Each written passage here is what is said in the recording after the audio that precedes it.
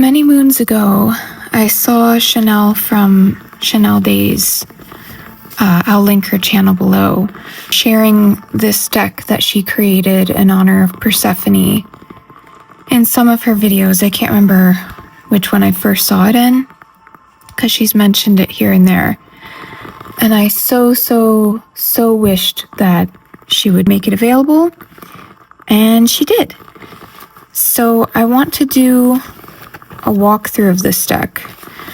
It doesn't come in this bag. I just happen to have this red organza bag, and I kind of plan to maybe make a bag, or I don't know. But this is just what I had on hand. I usually use it for something else. So I do need to figure out making a bag. Let's see, a few things about this deck. It's from Make Playing Cards. It's on, I forget what the name of this linen cardstock is. I have another deck that is printed on this cardstock, and it's held up pretty well. I think that one, it has gold gilding. These, I decided to go extra ham and get the red gilding because I just thought it looked so perfect with that. I do think you can get this with a tin. I either didn't see that option or I can't remember. Took a few weeks to get here from Make Playing Cards, and the package arrived just fine. So knock on wood to that. And it does come with these kind of guidebook cards, which are really just keywords that she made for herself to have a reference for the associations. Some of them are a little hard to read. She says this in her walkthrough video, but this was all just a personal deck for her that she's made available, which I'm incredibly grateful for because I can't wait to get through all the cards. I've already flipped through it, but at any rate, this is nice to have. I can pretty much read everything, but it is, a little bit, it's not the clearest, but I think the images themselves speak for the cards that they are created for. I adore the backs. I just think these backs are so gorgeous, and I love the way they look fanned out as well. And I'm really glad I went a little extra with the gold gilding. But let's do a flip through of the cards. And then when it comes to pairings, I have one or two in mind. Definitely going to struggle a little bit with this because the aesthetic is so its own thing. So finding something that vibes with it, and then also the Persephone aspect that I feel this pulls more towards. I don't know. We'll have to play around. Anyway, let's get zoomed in and flip through the cards. What I loved about this deck off the bat is that it has this beautiful, sultry aspect of Persephone. And this High Priestess, I adore. This is probably going to be in my top High Priestess cards of all time. Also the Empress and the Emperor. I love that she chose to go with just the hands in a deck that otherwise reads very feminine. This is just a really cool way to approach it, and I'm sort of loving this whole kind of energy with decks because I got this with Lacrimosa, which I'm going to do a different video situation with. But what I was drawn to with it was that cropping in on things. So this really, I don't know. This is just the vibe I am digging right now. And as you can see, it is that slightly textured linen feel. And look, it's very flexible. The other deck I have, that's this cardstock, shuffles really well, so looking forward to that. The Hierophant. And then the Lovers, I also really like that in some of the collage images, she's put text. And I even like, I don't know how intentional or not this was, but some of them are a little blurred out, and I like the subliminality of that, I guess. This Chariot, oh my gosh. I'm so excited to consecrate and work with this one. I was sort of thinking with Lacrimosa, I would do more of a deck diary type type video, not so much a flip through and pairings and all that. This one I feel is going to be more personal, so I don't want to go that direction with it. I just wanted to do a flip through and show the deck. Because you guys know I've been working with Persephone, if you've been around and watching. And I love this vibe.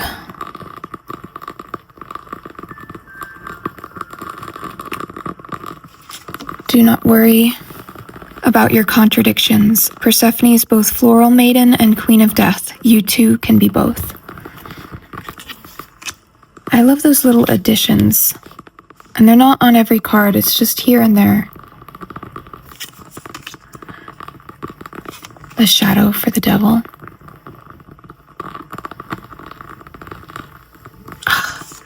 I love it, I love it. I already went through it earlier when I got it.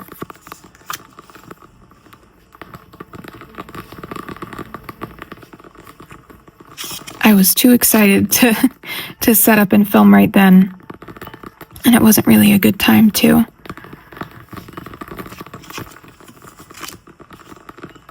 Oh, yeah, look at that judgment. I just love that, what do they call that? Like lens flare effect that's on a lot of the images, and then this is the world. Yeah, and I think this has the way that she did the 4 suits. So the pomegranate is for earth, the moth is for air, candle for wands, and rose for cups. And then that trophy in the corner.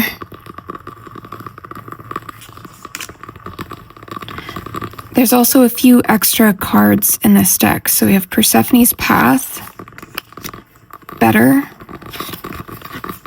maybe, no, and yes. So what I was thinking, because I was debating, am I going to keep these in? How am I going to work with them? This one I feel like I can, if I pulled it in response to something, I would get it. So definitely yes.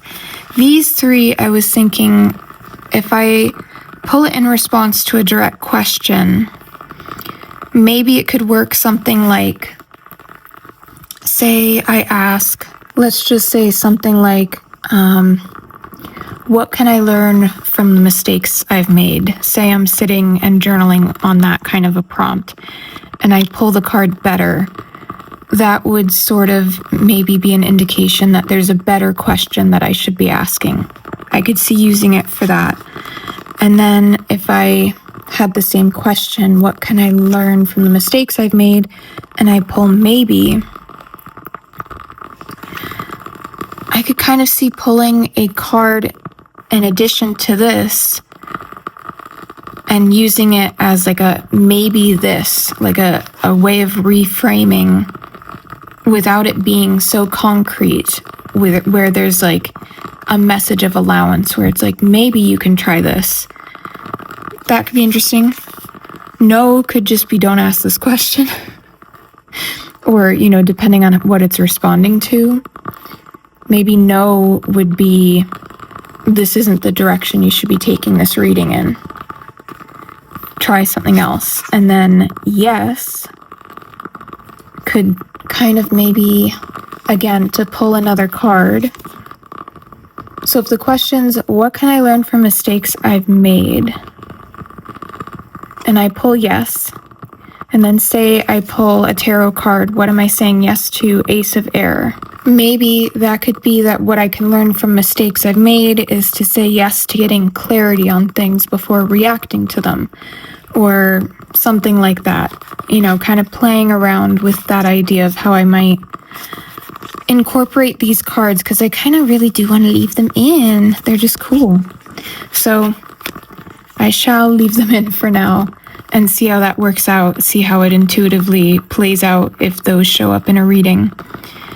So here we have the Ace of Air, and I think I want to do something where when I show you these cards, I pull out the Ace and the Quartz, because it was something I kind of wanted to look at. Maybe someone else would like to see this. But we have the Ace of Air with a vessel and the moth, which is a symbol for the suit, kind of crawling out of it like an offering, in a way. So we'll leave that here. And then we have the Two of Air, and in all of the minors, so like all of the air suit cards, the numbered anyway, they all have this butterfly or moth. It looks like a monarch made red. I'm not sure. They all have the winged insect as the suit identification on the top, which is really a neat way of doing things. I haven't seen that. And I think it plays out beautifully. I'm so curious to see in a spread. I'm so curious. But, so that's the 3, the 4, the 5. She did mention in her video some of the text is going to be a little harder to read, just because of the way, again, this was a personal deck, and she's graciously sharing it with us. And so it has these little imperfections, I guess, but I feel that you can generally pick up what card is what if you're familiar with tarot system. And even so, like, you can read this 5 of Air. I thought this was a really cool 5 of Air, by the way, and I liked that the keywords she had for this. Let me grab it. So for this card, it was coldness, defeat, disagreement, and self-interest. I like the self-interest, especially with this image. So that was, and I hadn't really thought of the 5 of Air in that way, like quite with that nuance before, even though it totally clicks. So that resonates quite well for me. 6 of Air, 7. I don't know if you can notice the hand creeping around the door. All secretive. The 8 of Air.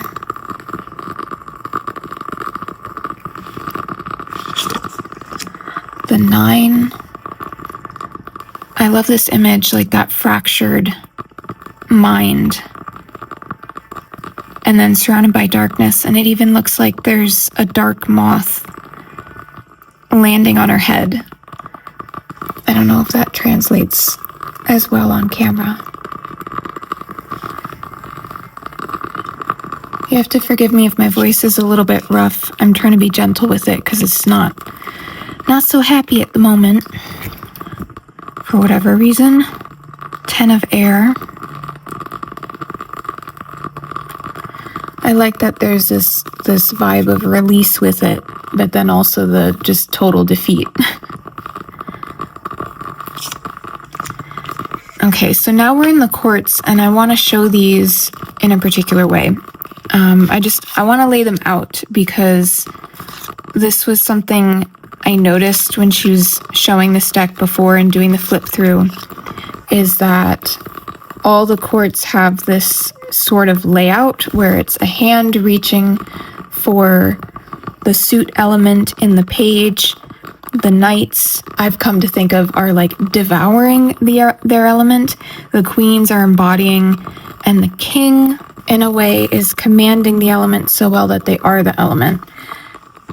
I sort of wondered if I would see these and feel like ace energy with them, and I could see that. They would work as aces because of the way, they're the representation of the suit. But what I like with the aces that she did, as we go through these, I'll just skip ahead just for the sake of showing this. All the aces are a cup with the element in them, basically. So it's like that gift, that offering, like the universe offering Ace of Air or Ace of Pentacles. And then in the courts, in a way, this is like the leadership of the element or the full-on mastery of it, right? So I really liked that, especially once I laid it out and saw them this way. So I'll keep showing them like that. With the pages like reaching out to experience the element and the knights devouring it. I especially love those. So on to the Ace of Earth. Then our Two of Earth with the balancing. And this suit, the earth suit, is represented by pomegranates. So again, those are all up in that top corner frame area. 3 of earth has that weaving together.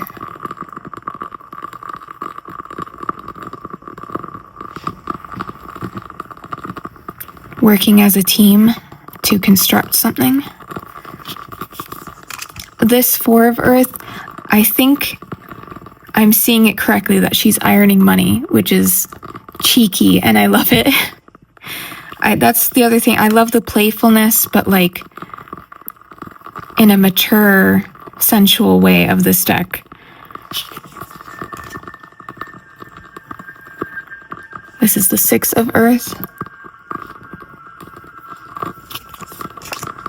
7 of earth.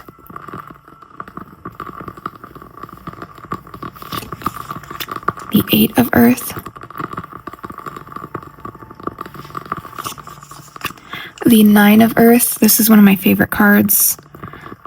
Even before I read this quote that she has at the bottom, it's the exact quote that came to my mind when I saw Cher as the 9 of earth. And that is, if you don't know it, my mom said to me, one day you should settle down and marry a rich man. I said, Mom, I am a rich man. And if you haven't seen that clip of Cher, you should check it out. The 10 of earth.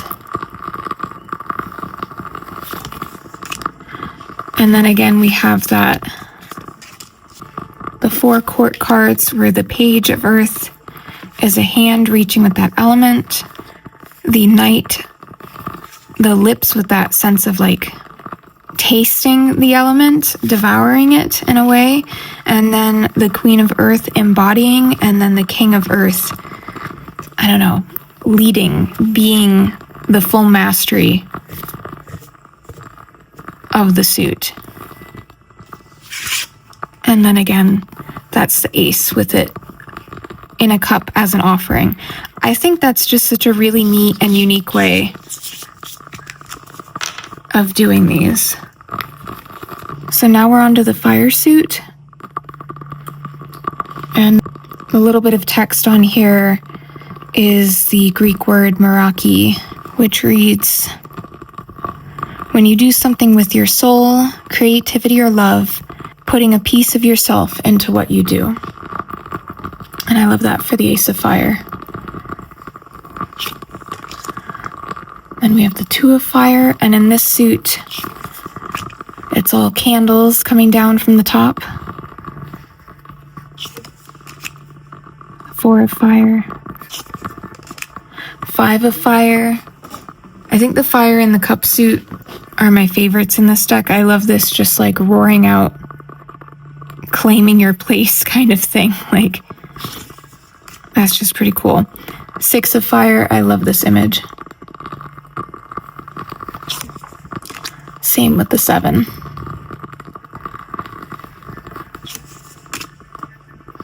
And then this 8 of Fire is really, really fun, with like meteors and shooting stars and just like a hailstorm of celestial stuff coming in hot.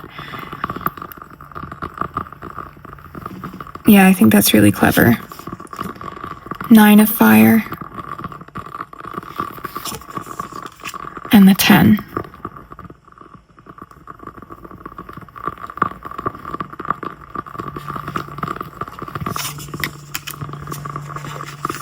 And then same thing for suit of fire. You have the ace,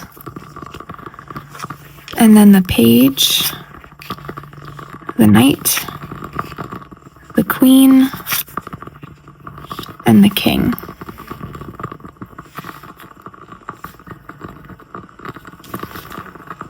I just wanted to show all of them like laid out like this because since they have that cohesive thing going on, I thought it was fun to look at them that way and intriguing to look at them that way. We have the Ace of Water, and this has agape, the highest form of love, selfless, sacrificial, and unconditional love, love that transcends and persists regardless of circumstances, which is beautiful for the Ace.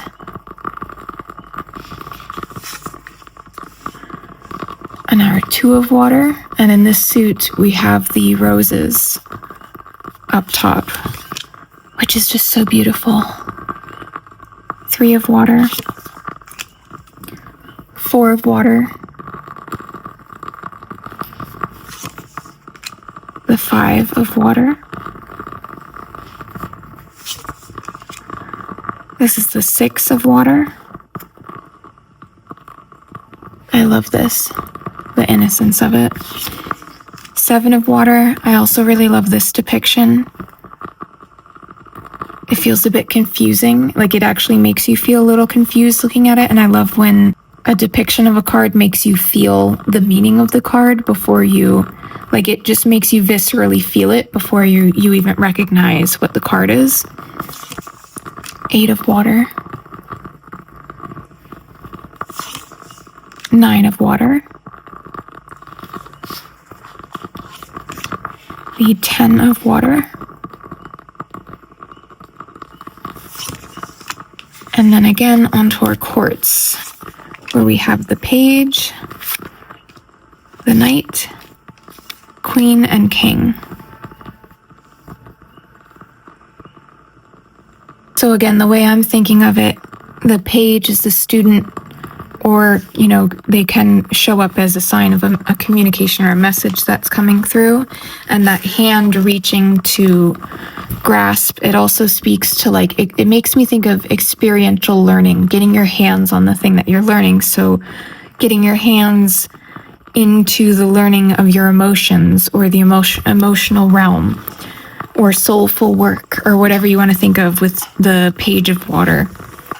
And then the knight of water, tasting and devouring and craving, that kind of energy with the knight. Just, I love that. That's delicious to think about how that can play out in a reading. And then the queen embodying, this is also gorgeous. I forget this actress's name. Please, someone help me, because I love this image. But yeah, then the queen's embodying, and the king's having the mastery of that suit, and the aces being that offering. I love that. Okay, so that's just a quick, or maybe not so quick, let's see, 20 something minutes? Amazing. So that's just a walkthrough of the cards. I'm gonna grab a couple decks and see how this pairs. I will give it a shuffle. I haven't consecrated it, but just so you can see. Yeah, this linen cardstock for me, and the other deck I have made with it, it does shuffle in a very comfortable, meditative way for me. And I really like that. The gilding, I'm sure, will wear a little bit in time, but that's okay. I mean, I think that might actually add to the feel of it. But yeah, that red gilding, I'm so glad I went with that. Let me grab the 2 or 3 decks that I'm thinking of in terms of pairing with this, and I'll be right back. All right, it's actually the next evening. As you can see, my nails have changed. I may or may not have yet again been inspired to do this kind of Persephone Hades nail manicure thing that I have done redundantly over the last couple months. I just can't help myself. Yeah, I just got inspired. Anyway, I have pulled out quite a few decks that I think are interesting pairs with this one. I am going to try to quickly go through those so that this doesn't become too long.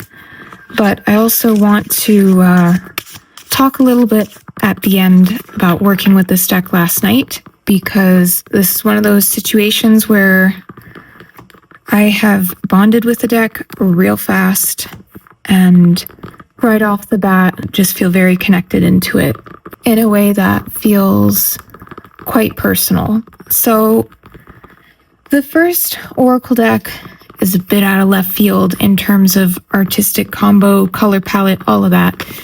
And that is the Loputyn Oracle. But, well, 2 things. I think in general, the feistiness of this deck will kind of pair well with Deathly Flowers, Caveat being, I haven't honestly worked with it a lot. I can't really tell because this deck doesn't really have any keywords on the cards. I can't tell for sure if it's if the messages are going to resonate unless I sat here and was digging through the guidebook with this, but that'll make it really long. So I'm just going off of energy and the look of it, but I kind of quite like it. I was messing around and thinking, you know, there's something about the ice and the hot of the cool color palette with the red color palette that it's definitely intriguing, and I kind of want to try it out. And there's something energetically that I think might kind of cross-communicate. And again, there are little ties of red in this deck. And just the sort of energetic theme of it, I think would be an interesting pair. Which would be good, because I've sort of struggled with this deck in terms of pairing it, and I kind of need an anchor of something that I feel very connected to really tap into this one, I think.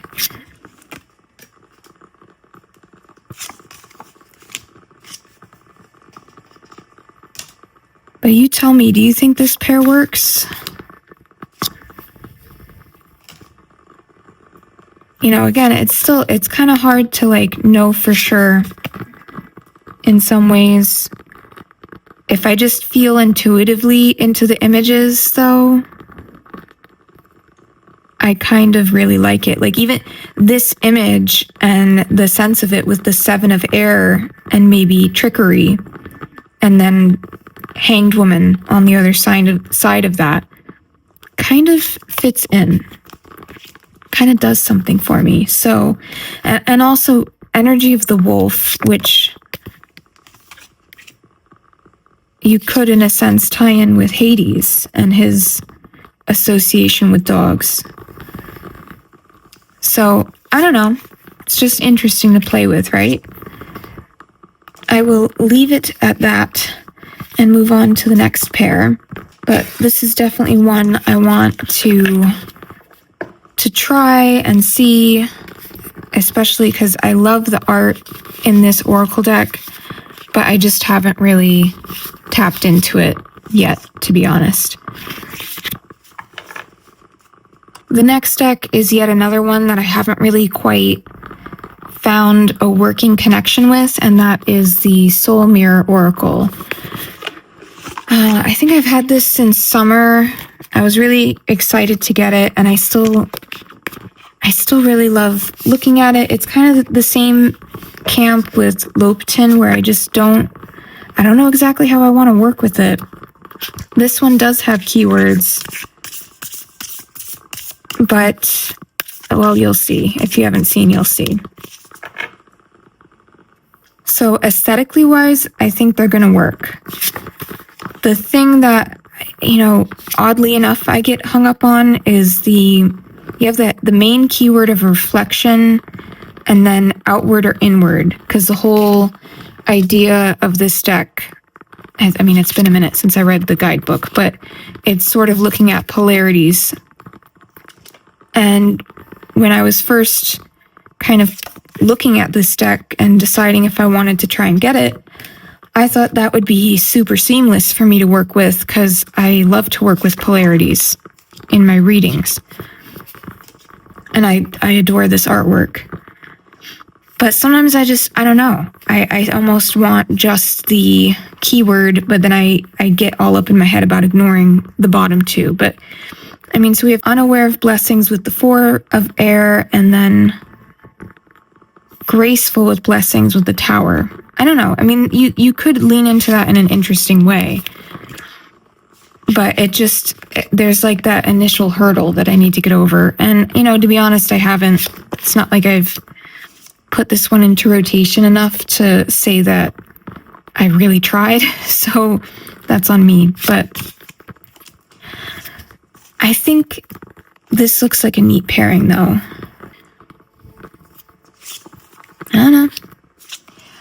I don't know, but I think it's worth exploring. Might have to give this one a try and see, because I feel like pretty connected with this so quickly. Maybe that will help me tap into how to work with the Soul Mirror Oracle. And if you have it and have a good working relationship with how to use it, I would love to know what angle you approach it and how it works for you. Maybe give me some ideas to bounce off of. Interesting. Potential confined with Wheel of Fortune, infinite with the Sun.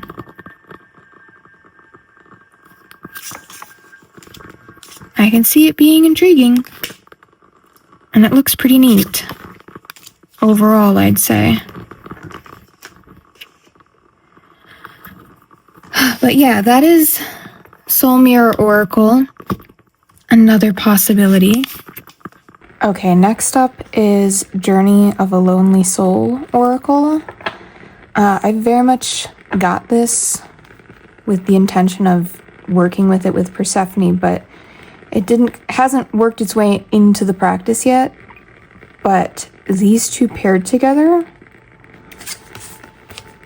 I don't know, they just be doing it for me. 3 of Fire, Floating in the Storm, Wheel of Fortune. 8 of Water, Persephone Rising, 7 of Air. The colors, and then I think looking at these two paired together, I was starting to actually feel like I could play off of or bounce off of what these cards were saying, and maybe get to know this deck and actually work with it in practice. 9 of Water, Diving toward the Heavens, and 2 of Air.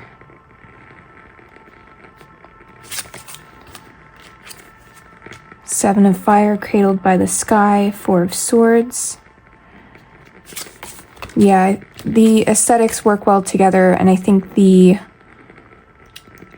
messages also would as well. I haven't dived into this guidebook as much. The times I have, I've sometimes felt like, I don't know if I'm gonna get this. You know, like if what is written is resonating for me. But sometimes I find I won't really know that it is until I start working with the deck. A lot of times, particularly with oracles, but also with tarot and guidebooks, it becomes something of a form of bibliomancy for me to go into that page of the book. And while I might not, with the title of the card and the imagery, maybe right away understand where it's going or what's being conveyed, I'll look in the book and there's like one sentence where I'm just like, ugh, gut punch. So we'll see if that will happen. Working with these two together, I think it will be interesting, and I think they look really nice together.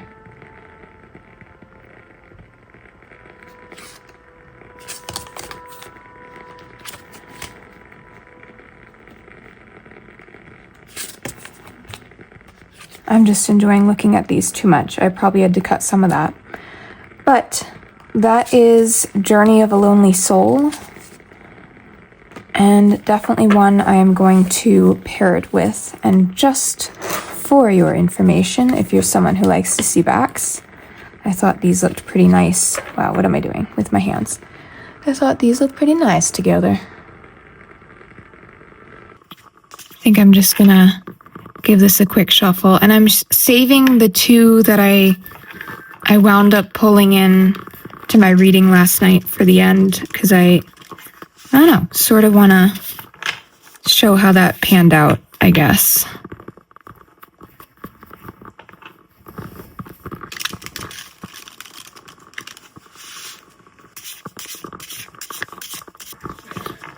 So the next one that I want to show, maybe it's best I show them kind of like this. I don't usually work with tarot and tarot.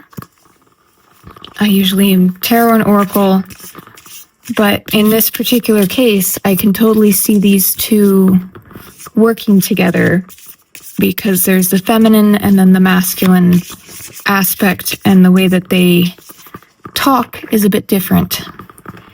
And for that, I'm talking about Tarot Obscuro, which I use in connection with Hades. And this might be the first tarot and tarot combination that I end up trying, because when I was just kind of flipping through them together last night,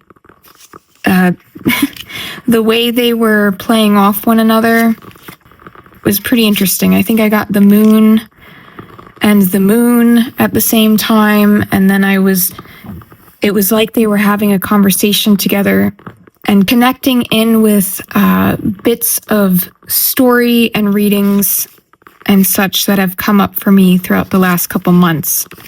So when I saw that happening, I was kind of like, maybe I will go tarot and tarot, because I can see it in this case working for me in a particular way. I don't think I generally would. If I had a general deck, I probably wouldn't be pulling out another tarot deck to work with it, to be honest. But something about this, we have 9 of Air and then Queen of Swords. The Moon, Page of Cups. I don't know. Especially last night, I'll put up maybe some pictures, because I snapped a few pictures of the combinations that were coming up when I was kind of sitting at my actual reading altar and doing this. It was just bouncing off in a way. I don't know. Maybe I'd have to sit and explain why those 2 cards in some cases showing up was hitting me, because like I said, it's related to the work, the themes and things that have been coming up throughout the last few months. But yeah, I think I'm definitely going to explore these 2 together. They also just, I don't know, they kind of embody both of their energies in a particular way that I think would be really interesting to work with.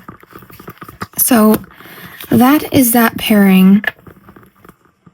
And next, I'll get into the pairing that I actually worked with, and then end this on how reading with it last night went, because why not, right? So this one I wasn't really expecting or thinking that it would work, but it was out on my altar, and I was just playing around, and I wound up reading with these together and really liked how they played out. And that is Glyph Sacred Symbols Oracle.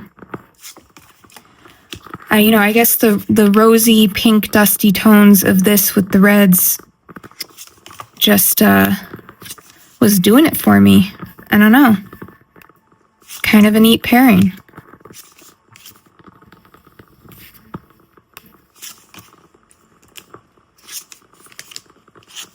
And I like how they are reading together too.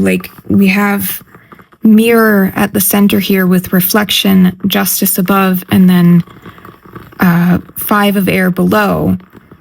So it's sort of like taking some personal accountability for where you've been in that whatever, self-interested place, because I love that keyword. I like that. It feels like they sync up with each other in an interesting way.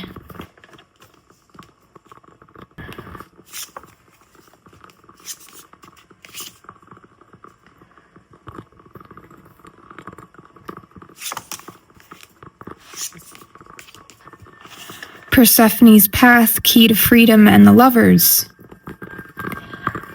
That's fun to play with.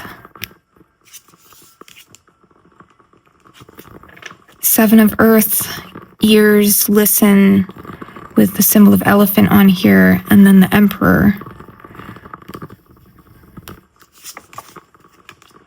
Yeah, I wasn't expecting these to work so well together, but I really liked it. This deck, I think, is pretty flexible in pairings, certainly from the standpoint of how it's structured and it being a symbol, a keyword. It's very straightforward.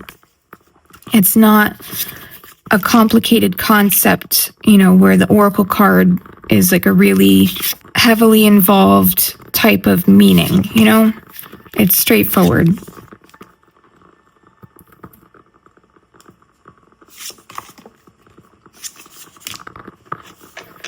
And they just look pretty neat together in a funky kind of way. The other deck I wound up bringing into this, just because of the sake of space, so I'll show it separate, is one that I haven't seen around much. I really, really love it. I was so excited when I saw this on Kickstarter because it's the type of deck that has been on my I wish this existed type of list. And that is the Wolves Within Oracle by Rio Burton. I think my only wish, well, double-edged wish, because on one hand, I love a tiny Oracle deck. On the other hand, as you'll see this artwork, I'm sure I'm not the only one who wishes it was bigger, like Loputyn sized or something like that. But at the same time, like, this is pretty neat. I kind of like the play on size. It's fun. But again, like, this is one that I've had trouble pairing, but it's super straightforward to use.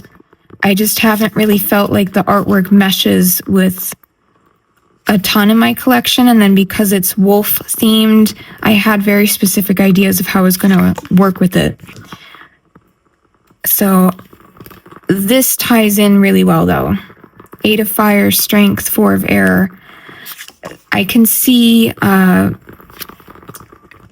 my intentions of why I got this deck and working with wolf energy. And then again, you know, maybe tying into Hades with, you know, dog. I could just see it kind of playing out in an interesting way. And when I did pull cards with it last night in my reading, it added the layer that I needed out of it. 10 of fire, the sword, 10 of air.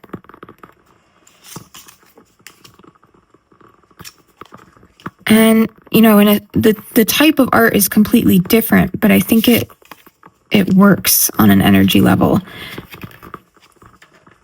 2 of water, dreams, knight of water. See what I mean? Like, there's just a thing to it.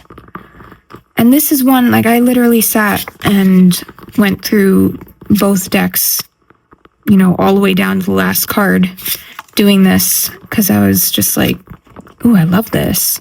Hanged Woman, no. 10 of earth. 9 of air, maiden, king of air. Yeah, I just really I like how they look together. I like how they read.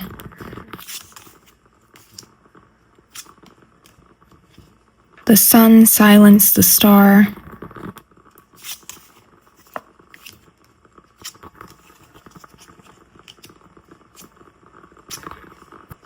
Six of air, full, 7 of fire. Yeah, they have the kind of energy, I think, between them that just resonates. And I could just sit here looking through both of them again all the way down and having fun with the combinations. 8 of earth, earth, 2 of earth.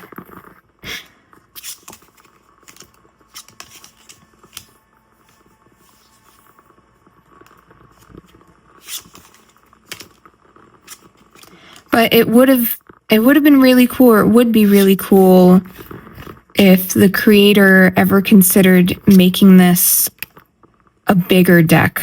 Like, I would fantasize about a Blue Angel size matte cardstock Oracle deck. That would just be really luscious, I think, with this artwork, because it's beautiful artwork.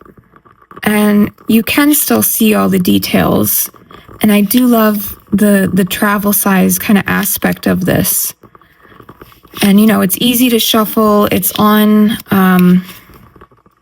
you know, it's like a regular card deck, which every time I pick up a deck that's like a regular card deck size, they seem to get smaller and smaller just the longer I'm working with tarot and oracle. They almost seem comically small. But, like, it's so good.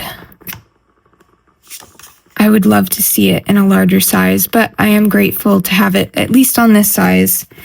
And it has, beautiful amount of cards. I forget what it's definitely over, I think it's over, yes, 51 cards. So imagine that on a nice, matte, larger card stock. Like, oh, that would be so good. But, to be fair, this one's for an indie deck on the affordable side. I'll link it below. It's smaller and it's a regular card, like playing card deck, poker deck type of thing, which, is definitely less of an investment to have to produce and actually bring into life. So that's how they look together on the backs. But yeah, I'm going to pull out the reading that I wound up doing last night and where my head was at when I pulled the cards and why the immediate connection was there. Actually, I'm going to edit in right here just a clip of last night when I shuffled the cards for the first time and pulled cards from it just to get a read for the moment, energy of the deck type thing, because that was pretty fun. And then after that, I'll go into the reading I did later just to keep things chronological. And, that one was more personal, whereas the one I'm about to show you was more of the moment of just looking through the deck and wanting to see what kind of general message it wanted to put out there for the wider world. So yeah, let's get into that right now. Let's see. If I pull a card from the deck, what the deck has to say at this moment. Yes. What's beneath that? Yes to justice. Amen to that. So I actually ended up pulling out the card that was just underneath yes, because I wanted to see what tarot card came up. And it's kind of interesting. I think this embodies the energy that I was feeling from this, which is saying yes to like claiming your place and rising up, saying something and being willing to confront things. It's kind of got that hear me roar energy. And then justice below that is like claiming truth, aligning with truth, bringing things into balance by being honest, even if it's confrontational to be so. And I like how that ties into, in ways, themes of working with Persephone, because especially in her sovereign aspect, there is that necessity sometimes to go to bat for things that are important to you. And sometimes that's conflict. Sometimes that's really difficult to deal with. But underneath all of that is truth and aligning with it, regardless. So yeah, that was a pretty cool first couple draws, I would say. All right, so this is the layout of the reading that I wound up doing for myself last night. And I wasn't going to do a personal reading, but I liked how this played out, because I wasn't actually intentionally sitting to do a personal card pull. I was just sitting and shuffling the cards because I really love this deck. I don't know. I'm obsessed with it. I can hardly put it down. I keep wanting to just look at the images and get familiar with it, and I just feel so connected to it right away. And as I was doing that, I was sitting here, I was thinking about some things. Oh gosh, this keeps coming out. Okay, that's for another topic for another time. I was just sitting here, I had watched Coyote Tarot's reintroduction video and was thinking about some of the prompts. And one of those is, what kind of content do you like to watch? And my mind was just wandering back to when I used to love to watch small business vlogs. And I was thinking about how frustrated I feel with myself with my business because I really struggled at the end trying to manage all the things on top of life. You know, for many years, I was just like 100% 10 of wands involved with that. It was my morning, noon, and night. Making jewelry was my biggest passion, and being creative was so fundamental to me. And the last few years, that's shifted a lot for a lot of different reasons. A lot of different things have kind of happened. And I keep wanting to go back to it, but it feels like this hurdle to get back into it and how that would work in the framework of my life now.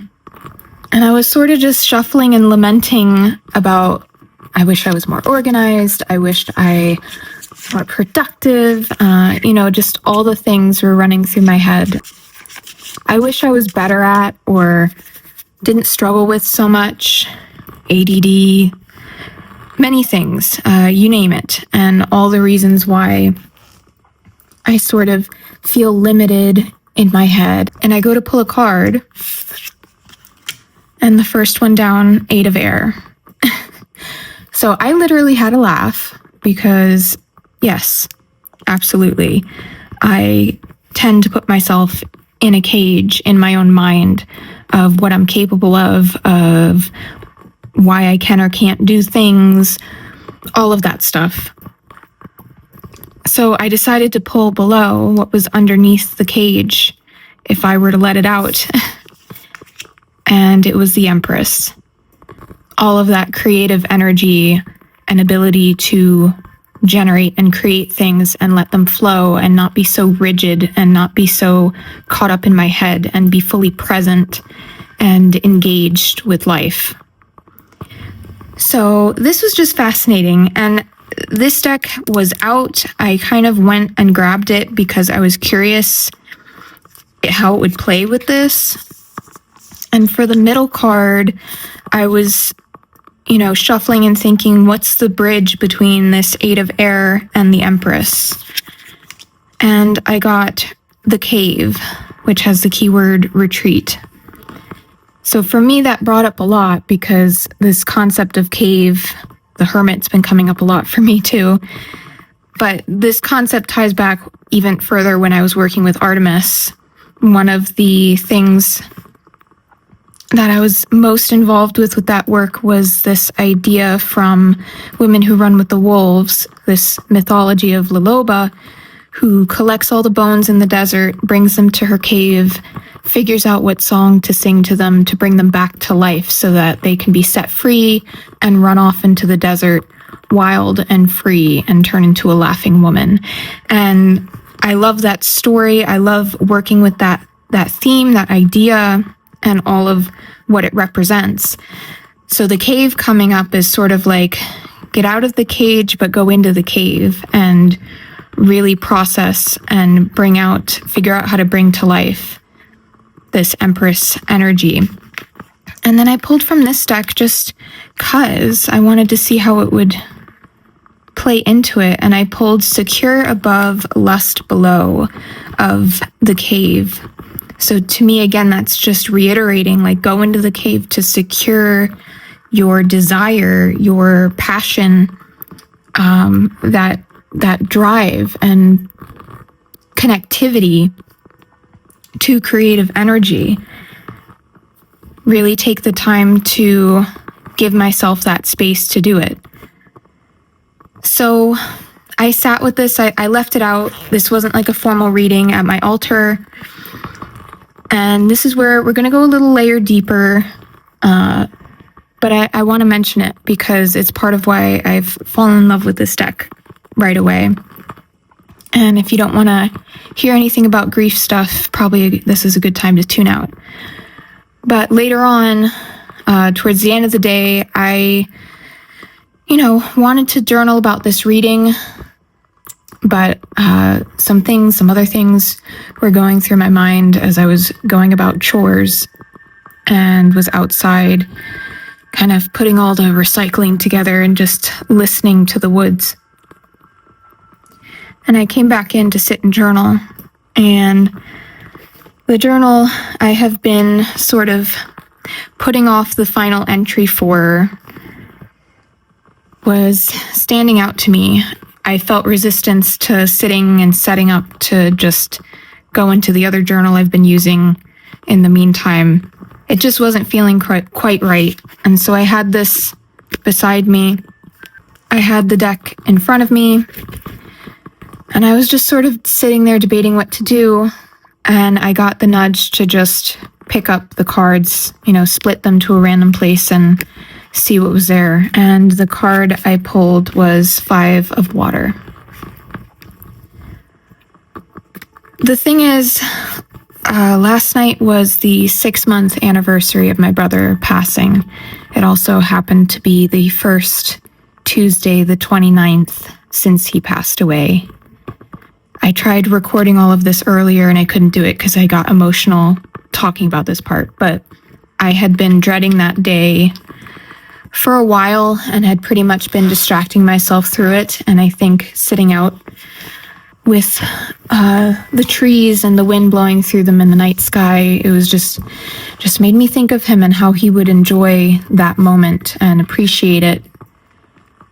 Which not a lot of people do. It was one of the things I liked about him the most, is that he appreciated nature in that way. And so I was thinking about him before I went up to sit and journal, and I got there, and this, which I've been putting off for well over a month now, I just was feeling heavy with everything, and when I pulled this card, it was sort of the affirmation to sit and to focus on my grief and to finish off this journal and to be present for the moment. There's a lot of firsts when someone you love is no longer here in the same way or in whatever way. Right after he passed, we kind of tumbled right into all of the holidays, his birthday, everything just came and went. And there, over the last few months has been a little bit of a lull in that. And it was the first 6 months where I haven't spoken to my brother on the phone, or, all the little moments that come to mind that I wish I could tell him or anything, get his thoughts on. And I guess that's just part of it, the first year, the first 2 years, it doesn't matter. It's always going to be yet another day with him not here. And at any rate, this kind of made me feel like, all right, I really have to sit and feel into this and let myself feel the grief, because to be honest with you, I've been avoiding it a bit lately. A part of not finishing this. So my last entry was a letter to him. And, yeah. I just really love this deck right away. I feel very connected to it. And I'm very grateful to have it. I'm grateful to Chanel for making it available. It's a gorgeous deck. I love the artwork, I love the energy of it, and I love how it has connected in for me with Persephone and then also just in general. So I hope you enjoyed exploring this deck and getting to know it a little bit with me. I knew when I ordered it, I obviously had wanted, was hoping to be able to get a copy for a long time. And I knew I'd love it, but it's always crazy when something connects in so quickly, so deeply, so in a way that really makes you feel seen and understood and helps you to process some things, nudges you in the right directions or whatever have you. I love this card also. It's just, all of them are beautiful. But this one just really spoke to me. At any rate, I hope you have a lovely day, evening, or whatever it is by you, and I'll catch you in the next one.